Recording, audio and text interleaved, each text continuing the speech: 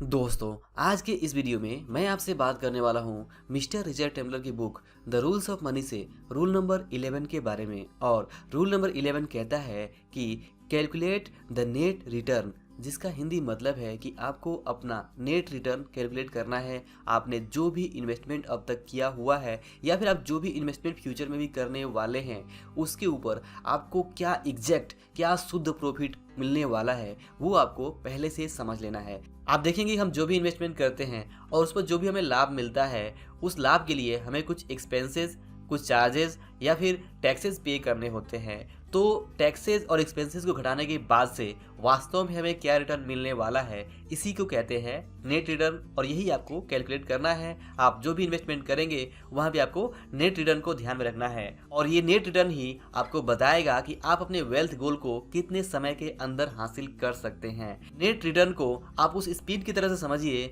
कि मान लीजिए कि अगर आप अपने घर से 100 किलोमीटर दूर जाना चाहते हैं और अगर आपकी गाड़ी की स्पीड 50 किलोमीटर प्रति घंटा है, यानी आप 50 किलोमीटर प्रति घंटा के हिसाब से चल रहे हैं, तो आप 2 घंटे में अपने डेस्टिनेशन पे पहुंच जाएंगे। ठीक इसी तरह से आप जो नेट रिटर्न यहाँ पे कैलकुलेट करेंगे, वो आपको ये बताएगा कि आपका जो वेल्थ गोल है, फाइनेंशियल गोल है, वो कितने समय के अंदर आप हासिल कर सकते हैं। नेट रिटर्न को अच्छी तरह से समझने से हमें एग्जैक्टली पता होता है कि हम अपना जो वेल्थ गोल है, फाइनेंशियल गोल है, उसे कितने समय के अंदर हासिल कर सकते हैं।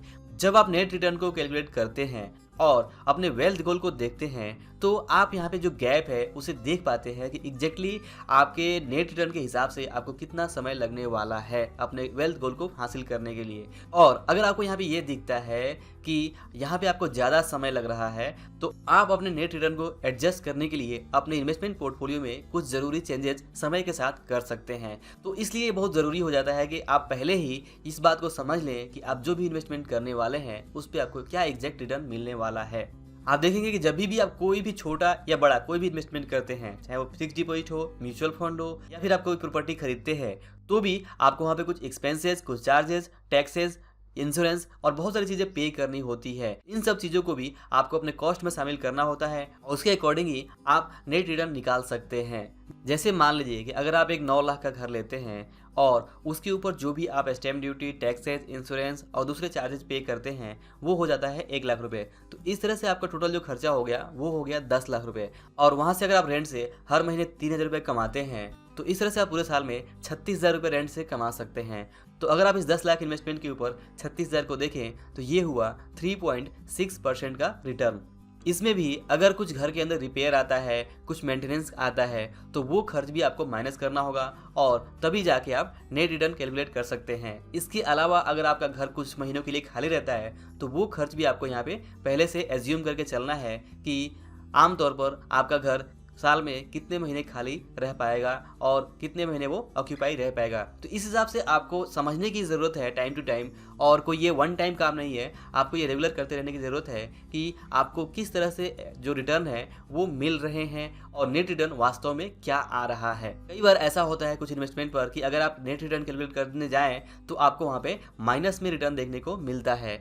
जैसे मान लीजिए कि अगर आप फिक्स डिपॉजिट से 6% रिटर्न कमा रहे हैं, लेकिन अगर महंगाई यहाँ पे 8% से बढ़ रही है, तो आप देखेंगे कि 6% रिटर्न कमाने के बावजूद भी आप -2% में अभी फिलहाल हैं। और इस तरह से अगर आप अपने गोल को हासिल कर भी लेते हैं, तो भी वहाँ पे कुछ डिफरेंस आ सकता है और इस बात को पहले से आपको समझना ज़रूरी है। अगर आप पहले से समझते हैं तो ही आप अपने इन्वेस्टमेंट पोर्टफोलियो में ज़रूरी चेंज करके अपने नेट रिटर्न को बढ़ा सकते हैं और अपने वेल्थ गोल को टाइमली हासिल कर सकते हैं।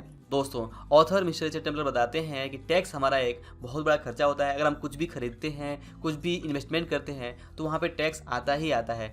तो इस टैक्स पार्ट को भी हमें सही से समझने की ज़रूरत है। हालांकि अगर आप अपनी फाइनेंशियल जर्नी की शुरुआत कर रहे हैं, तो आपको टैक्स के बारे में बहुत ज़्यादा सोचने की ज़रूरत नहीं है। लेकिन ध्यान रखिए कि जैसे जैसे आपका वेल्थ बढ़ता जाएगा, जैसे जैसे आपका इन्वेस्टमेंट पोर्टफोलियो बढ़ता जाएगा, तो वहाँ पे आपको इन्वेस्टमेंट के ऊपर जो लाभ होगा उसमें टैक्सेस ज़्यादा पे करने पड़ सकते हैं। इसलिए आपको इस बात का ध्यान रखना होगा और समय के साथ साथ आपको टैक्सेस के बारे में जागरूक रहने की ज़रूरत होगी।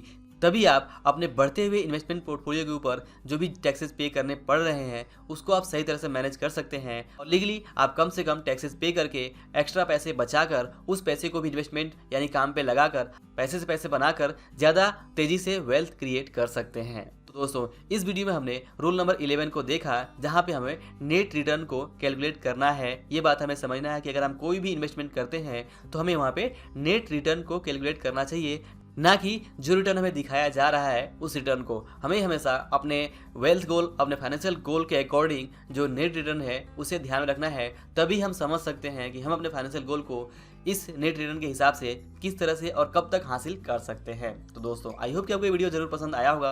अगर वीडियो अच्छा लगा हो तो इसे लाइक और शेयर जरूर करें, और अगर आप हमारे चैनल पर नए हैं तो चैनल को सब्सक्राइब करके बेल आइकन भी जरूर प्रेस करिए। और दोस्तों अंत में इस वीडियो को पूरा देखने के लिए और हमारे साथ जुड़े रहने के लिए आप सभी का दिल से बहुत बहुत धन्यवाद।